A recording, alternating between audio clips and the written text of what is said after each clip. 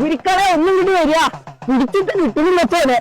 തമ്പ്രാൻകുട്ടിയുടെ ബാധ നേരെ ഓന്റെ ദേഹത്താ കയറിക്കണേ. നീ എന്താ ചെയ്യാ? ഇതിലും വലിയ ഒടിയന്മാരെ ഞാൻ പിടിച്ചു കെട്ടിയതാ. ഓനെ കൊണ്ടുപോയി കുളത്ത് കൊണ്ടേ കയറ്റിയിരുത്തടാ.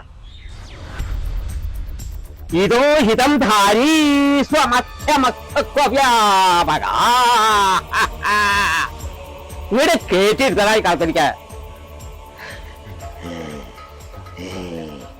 അൽഫാമ് ചൂടാൻ പോന്നിക്കണല്ലേ? കോഴി അവിടെ? അണക്കുള്ള കോഴി തന്നെയാടാ അത് ഇവിടെ ചുടണത്.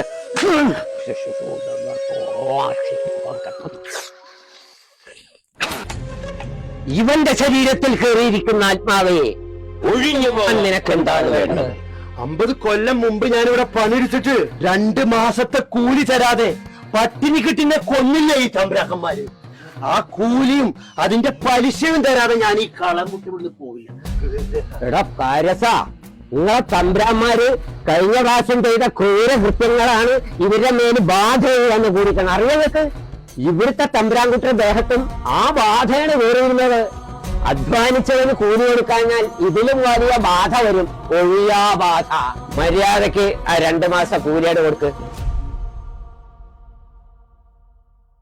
കാശായിട്ട് ഇപ്പൊ ഇതുള്ളൂ, ബാക്കി ഞാൻ ഗൂഗിൾ പേ ചെയ്ത് കൊടുത്തു.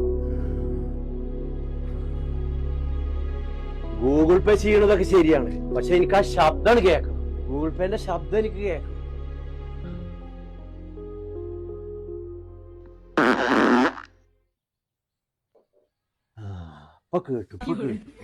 ഇപ്പൊ ശരിയാണ്.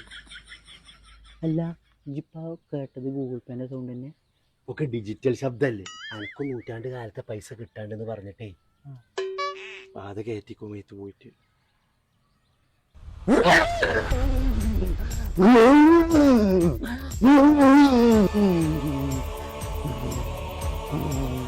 പണ്ടത്തെ പൈസ കൊടുക്കാല്ലേണ്. ഗൂഗിൾ പേ ആയാലും മതിയോ എനിക്ക് അല്ലേ? ഈ ബാധയ്ക്ക് ഇനി പൂജയൊന്നും ആവശ്യമില്ല. നല്ല ചൂരൽ കഷായം.